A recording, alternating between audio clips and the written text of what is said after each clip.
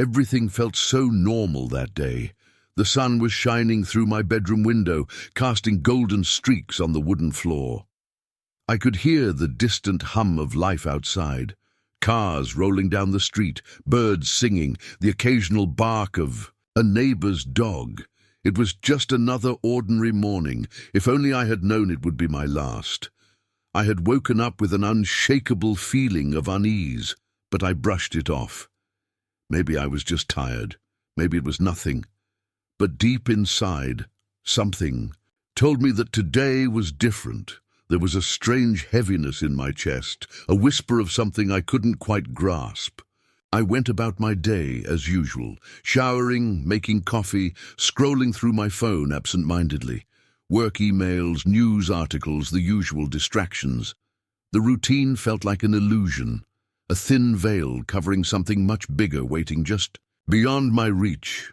It happened suddenly. A sharp, searing pain shot through my chest like fire igniting inside me. My coffee cup slipped from my hand, shattering on the floor, but the sound felt distant, like I was hearing it from underwater. My knees buckled. The world tilted. The edges of my vision darkened, and I collapsed. I heard my own heartbeat slowing. I tried to scream, but no sound came out. My lungs burned as I struggled to breathe. The walls around me blurred, my senses numbing one by one. Cold seeped into my bones. Then silence, an eerie, absolute silence. And just like that, I was gone. At least that's what I thought. The moment my heart stopped, I felt myself being pulled, no, lifted out of my body. It was the strangest sensation, weightless yet completely aware. I saw my own body sprawled on the floor, my face frozen in an expression of shock. A part of me wanted to panic, to scream, to fight. But another part, the part that was no longer tethered to the physical world, felt something I had never felt before. An overwhelming sense of peace. Not just calmness, not just relaxation, but a profound and consuming peace that filled every fiber of my being. I wasn't afraid anymore. Then I saw it, a light, but not just any light. It wasn't like sunlight or a lamp. It was alive, pulsating, radiating warmth and love beyond anything I had ever experienced, and it was calling me. Without thinking, without resisting, I moved toward it. At that moment, I knew something undeniable. This was not the end. This was just the beginning. The pull toward the light was unlike anything I had ever felt, gentle yet completely irresistible. It was as if every part of me knew I belonged there, like I was being drawn home after an eternity of wandering. The further I moved, the more the earthly world faded behind me. The pain, the fear, the weight of my old life, it all melted away, replaced by a warmth so overwhelming that I felt like I was dissolving into it. But then, something changed. A sudden force, strong and undeniable, yanked me back. For a brief moment, I hovered above my body again, seeing the scene below me with perfect clarity. The room was exactly as I had left it. The broken coffee cup, the chair slightly pushed back from the table, my phone lying screen up with an unanswered notification flashing on the display. But my body, it was lifeless. I saw the way my chest wasn't rising, the unnatural stillness of my limbs. And then I saw something else. My wife, standing in the doorway. She had just come home.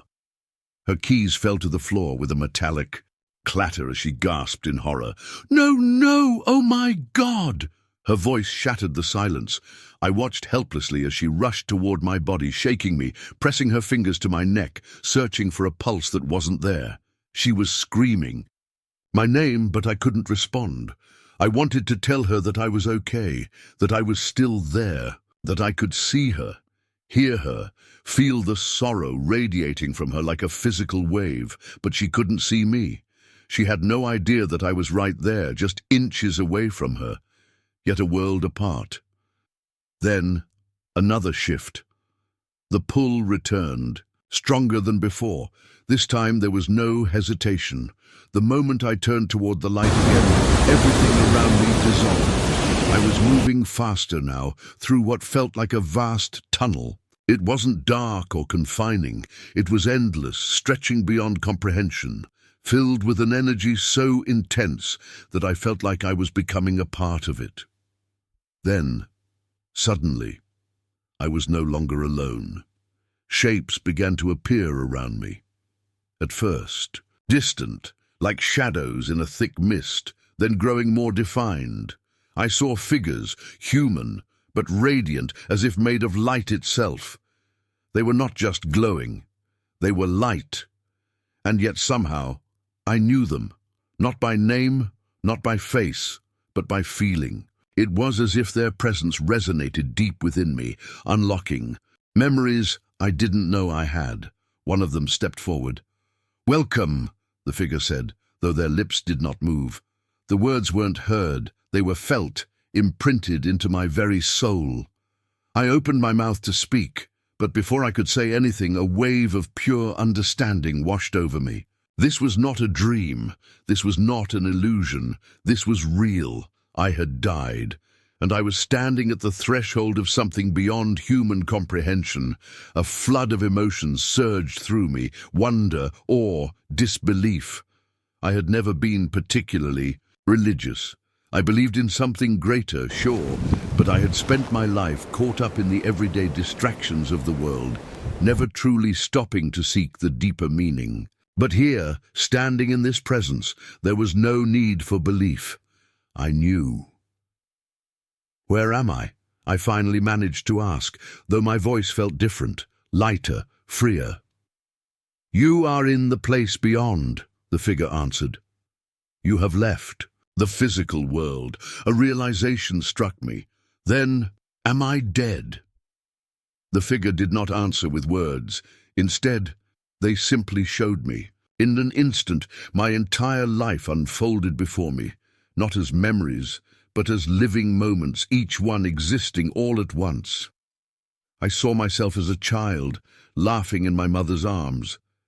I saw my teenage years, the mistakes, the triumphs, the heartbreaks. I saw every act of kindness I had ever done, but also every missed opportunity, every moment of selfishness, every time I had chosen pride over love.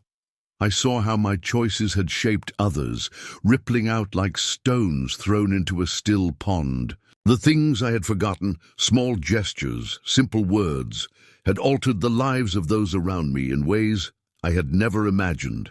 And then I saw the things I had ignored, the times I had felt something calling me, nudging me toward a deeper truth, and I had brushed it aside.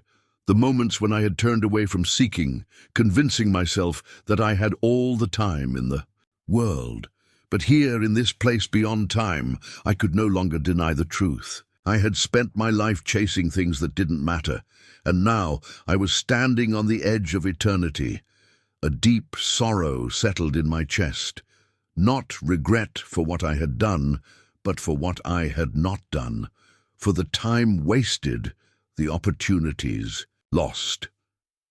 I turned to the figure, my voice trembling. Is this the end for me?"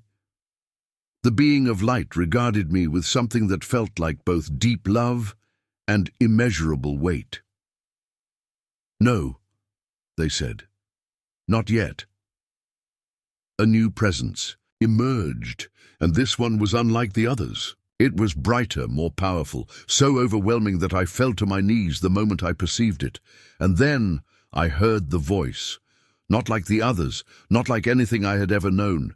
It was not just sound, it was power itself. A voice that spoke to the core of who I was. "You must go back," I gasped. "But why? I don't want to leave. Not now. Not after knowing all of this." The voice carried both sorrow and authority. "There is something you must do. A message. You must bring." A wave of energy rushed through me, and before I could understand what was happening, the light around me began to fade. "No!" I cried out, trying to hold on. "Wait! What am I supposed to say? What message?" The answer came, not in words, but in a knowing that burned itself into my very soul. And then, darkness. A deafening rush of air filled my ears. I gasped, my body jerking violently as I felt myself slammed back into existence. Pain. My chest ached. My lungs burned as air forced its way back inside them. My head pounded as the harsh lights of the hospital room seared into my eyes. I was back, and I was not the same. I lay there, gasping for air, the hospital ceiling above me a blur of white lights and sterile tiles. My body felt impossibly heavy, like I had been slammed back into existence with the force of 1,000 storms. My chest burned with an ache that told me I was alive, but I wasn't the same. The nurses around me were shouting, their voices distorted, like I was hearing them from underwater. Machines beeped frantically. My wife was sobbing, clutching my hand, whispering my name over and over again. I turned my head toward her, barely able to form the words. I saw... My throat was dry, my voice barely more than a rasp. She gripped my hand tighter. "Don't try to talk. You're back. You're here. Oh my God, you scared me." But I couldn't stop. She had no idea. None of them did. I had been somewhere else. I had seen something, and it had changed everything. The days that followed felt surreal. The doctors told me that I had been clinically dead for nearly 4 minutes. My heart had stopped. No brain activity. Nothing. They had done everything they could, but I was gone. Then suddenly I wasn't. "It's a miracle," one of the doctors said, shaking his head. "People don't just come back like that. You're incredibly lucky." Lucky. That word echoed in my mind. I wasn't lucky. I had been sent back. But why? The weight of what I had experienced pressed on my chest like an anchor. The images, the voices, the overwhelming presence of the light. It wasn't fading like a dream. It wasn't some distant memory slipping through my fingers. It was real. More real than this world. More real than anything I had ever known. And the message, the one I had been given, was burning inside me, demanding to be spoken. But how could I? How could I explain what had happened? Would anyone believe me? I thought about the life review, the way I had seen every moment of my existence unfold like a tapestry before me. The mistakes, the missed chances, the times I had ignored the deeper calling within me. And then I thought about what came next, the place beyond the light, the souls lost in darkness, the ones who had spent their lives thinking they had more time, only to realize too late that time had run out. Their cries still echoed in my mind. I couldn't sleep that night. Every time I closed my eyes, I was back there, standing at the edge of eternity, feeling the weight of the truth I had been shown. I needed to understand. So I did something I had never truly done before. I prayed. Not the kind of empty, half-hearted prayers I had muttered in passing throughout my life, not the routine words spoken out of obligation. This was different. This was desperation. This was a soul crying out for clarity, for purpose. And as I sat there, in the darkness of my hospital room, something happened, a whisper, not with my ears, but in my spirit. A voice that was both familiar and overwhelming, powerful yet filled with an indescribable love. "Tell them." A shiver ran through me. Tell them. Tell who? Everyone. A wave of emotion crashed over me. I had been given a second chance, but not for myself. This wasn't about me. It was about them. The ones still walking blindly through life, oblivious to the reality of what awaited beyond death. The ones who thought they had time. The ones who, like me, had ignored the whispers in their soul, pushing away the deeper questions, convinced that none of it mattered. I had seen what happened to people like that. I had seen what was waiting, and I knew. I couldn't stay silent. When I was discharged from the hospital, I wasn't the same man who had collapsed in my kitchen that day. I saw the world differently, the way the sun filtered through the trees, the laughter of strangers in the streets, the sound of the wind rustling through the leaves. Everything felt sharper, clearer, and yet, at the same time, a heavy burden weighed on my soul, because I knew that most people didn't see it. They were still asleep, they were still distracted, still caught up in the illusion that this life was all there was, and I needed to wake them up. The first time I tried to tell someone about my experience, it didn't go as expected. I sat across from an old friend, my hands trembling as I tried to put it into words. I died, I finally said. His eyebrows shot up, but he didn't interrupt, and I saw something I can't even fully explain. I told him everything, about leaving my body, about the light, about the review of my life, about the truth I'd been shown. And then I told him about the message, about how we're all living as if we have time, as if death is some distant thing we can think about later, but we don't. Time is an illusion. We have no idea when our last breath will come. I expected him to believe me. I expected him to understand. But he just sat there shaking his head. "That's intense," he said slowly, "but maybe it was just your brain shutting down. You know, like a dream."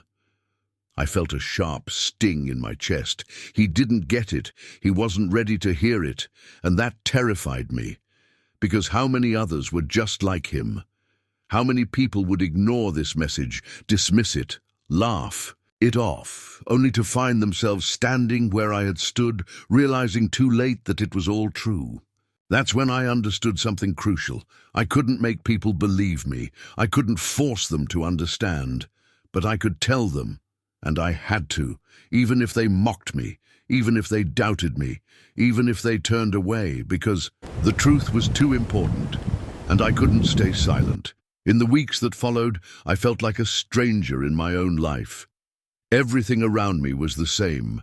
The streets I walked, the people I knew, the routines I once followed. But I wasn't the same. How could I be? I had seen too much, I had felt too much, and I knew with unshakable certainty that this world was only a passing shadow of something far greater. But the hardest part wasn't living with that knowledge. The hardest part was knowing that so many others didn't. Everywhere I looked, I saw people sleepwalking through life, chasing money, success, validation, temporary pleasures, consumed by distractions, blind to what truly mattered. And I wanted to shake them awake. I wanted to grab them by the shoulders and scream, "Don't waste your time, you don't have as much of it as you think." But I couldn't. I could only tell my story. I could only warn them. What they did with that warning, that was up to them. Some people listened. Their eyes widened, their hands trembled, their hearts cracked open just enough for the truth to seep in. Others laughed, shook their heads, called me crazy. It didn't matter. I wasn't here to convince them. I was here to tell them, because I had been given a second chance, and I would not waste it. And so, I leave you with this. If today was your last day, would you be ready? If you took your final breath tonight, would you know, without a doubt, where you were going? Would you stand before the Creator, confident that you had truly lived? Or would you realize too late that you had been running toward nothing? I was given a message, and now I give it to you. Wake up, seek the truth, because one day you won't have another chance. Now I ask you, what do you believe happens after death? Leave a comment below. Let's talk. Share this message. Someone out there needs to hear it. Subscribe for more stories that will change the way you see life.